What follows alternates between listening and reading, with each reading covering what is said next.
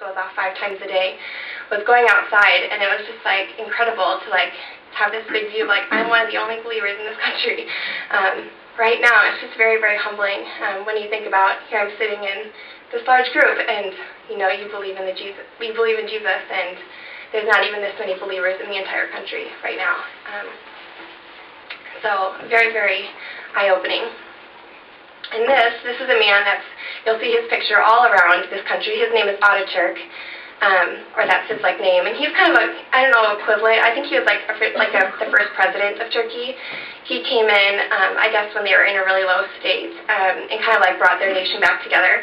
And it was interesting. I was reading in Matthew this week, and I thought of this picture when I was reading about Palm Sunday.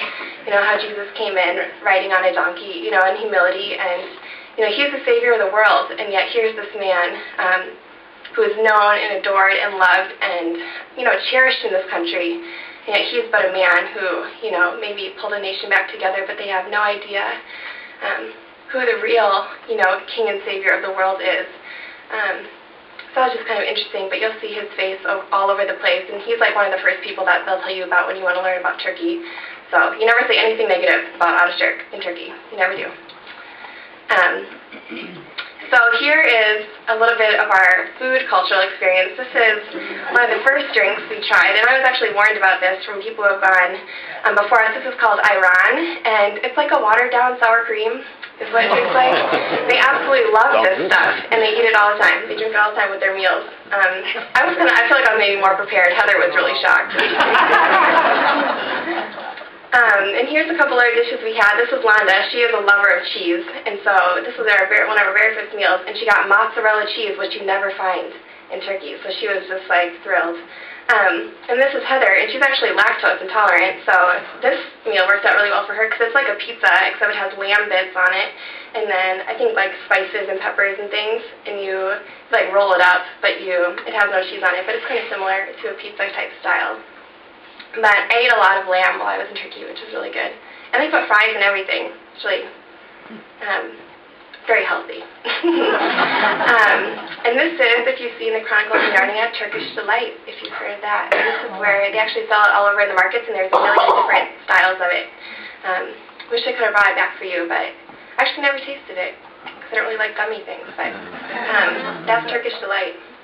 And then here's a major, of course, public transportation is huge in these countries. And here are what is called, I'm like forgetting the name of it at the moment, but they're like these little buses. They were called minibuses. And we would get on these little buses to get to campus each day. So we stayed in this hotel that was in this other area where a lot of college students live. And then you would take this little bus to campus. And this is you can tell how different this is from America because it's very trusting. Everybody has to pay 1 Turkish lira to ride the bus anywhere along this route. But you get in the bus, and then everybody just passes their coins forward to the driver, and he just like throws them in the council. It's like, and we had to make sure that we didn't sit by the driver because the person who sits right next to the driver has to like exchange like the money if there's like a higher bill.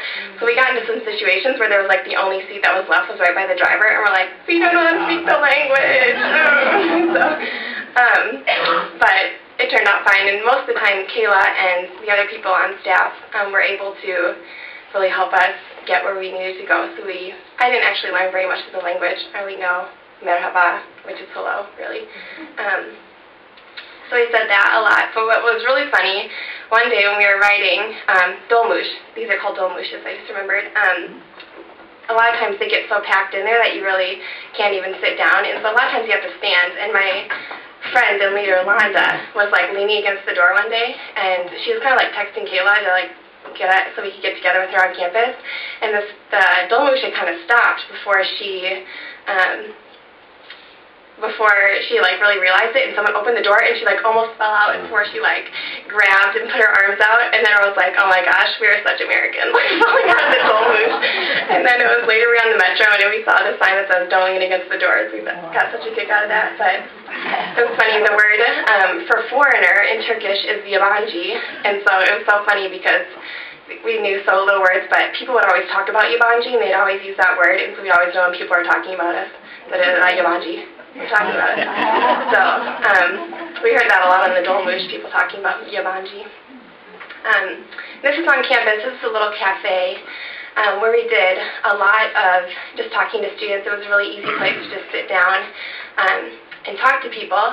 And this is one of their most popular games, their backgammon, which I was really excited about because my dad taught me to play, and we've been playing for years. And I heard that they played really fast there because they're all very good. And it's true, like they'll pick up the dice before you even read them, and I have to be like, what did I roll? Because they're ready to go even before you move.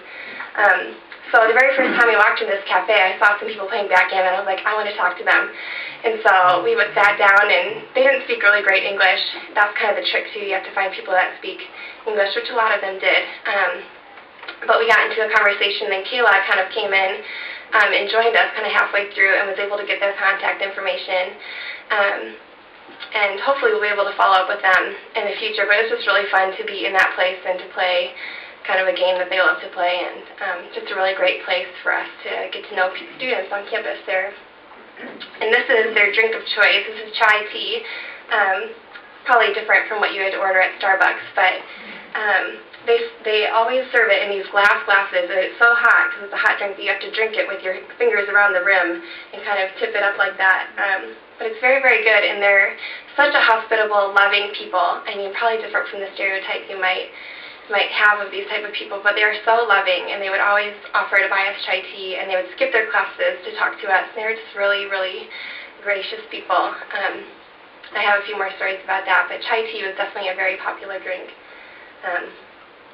that we drank there. And you'll see this picture upstairs as well. Really love this. My friend Londa took it, and she calls it kind of the old and the new.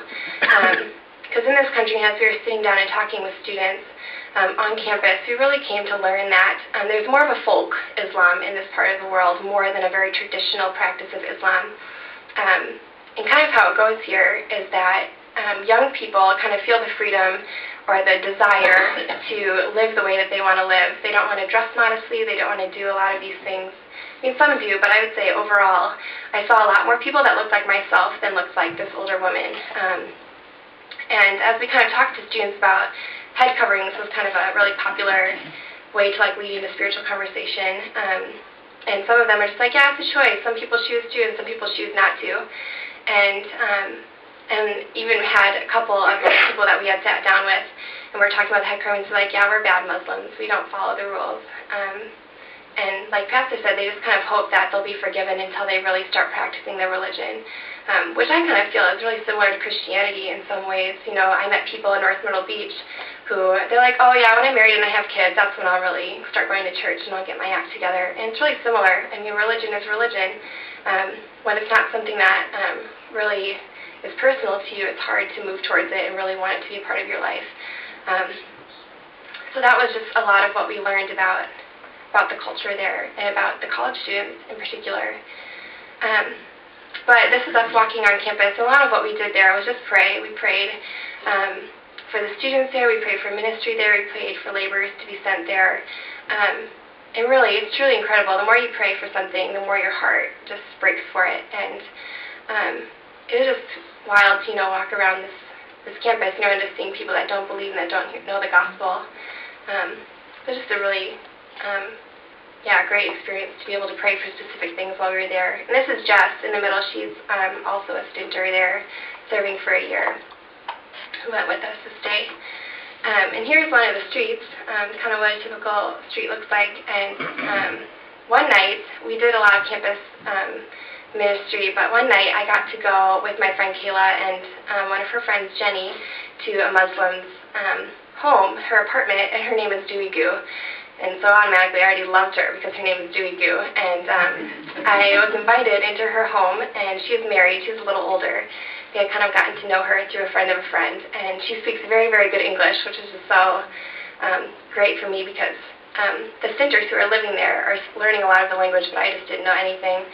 But it was just incredible. We sat down with these people, and Kayla had whispered it to me before we sat down. She's like, get ready to be so full, because they just love through food, and they love you.